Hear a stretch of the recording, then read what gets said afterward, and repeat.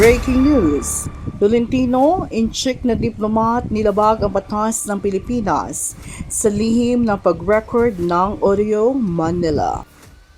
Sinabi ni Senate Majority Floor Leader Francis Tolentino na naniniwala siyang nilabag ng isang Chinese diplomat ang batas ng Pilipinas ukol sa wiretapping matapos nitong lihim na i-record ang kaniyang pag-uusap kay dating Armed Forces of the Philippines or AFP Western Command Chief Vice Admin Alberto Carlos.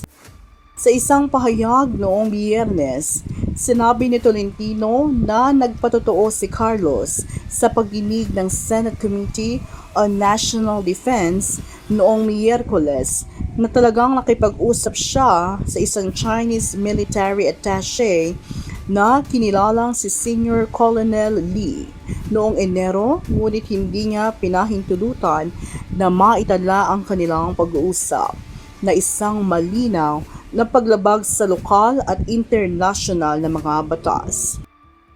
Naniniwala akong nagsasabi siya ng totoo. Si Vice Admiral Carlos ay isang kagalang-galang na sundalo.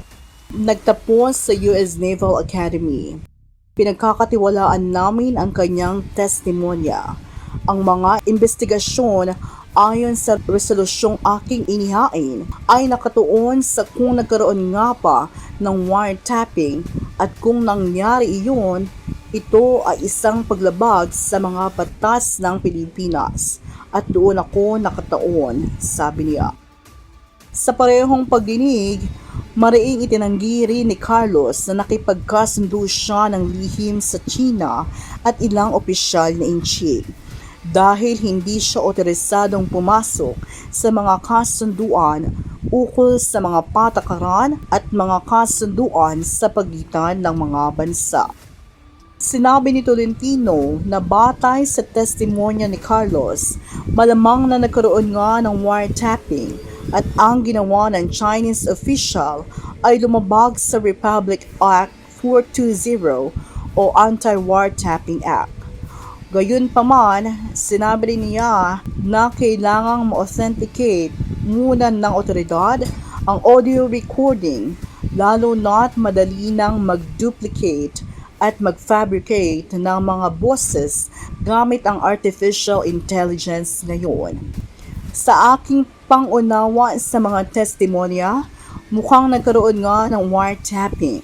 Gayunpaman, gusto kong ipa-authenticate na National Bureau of Investigation ang umano'y naka-record na pag-uusap dahil madali nang magpalsipika ng mga boses ngayon, sabi ni Tolentino. Sinabi niya magsasagawa ang Senado ng isang executive session dahil may ilang sensitibong impormasyon na may kinalaman sa pambansang interes na hindi maaaring isapubliko. Hinimok din niya ang Department of Foreign Affairs or DFA na simulan ang proseso ng pagdeklara sa Chinese diplomat bilang persona non grata at paalisin ito mula sa bansa.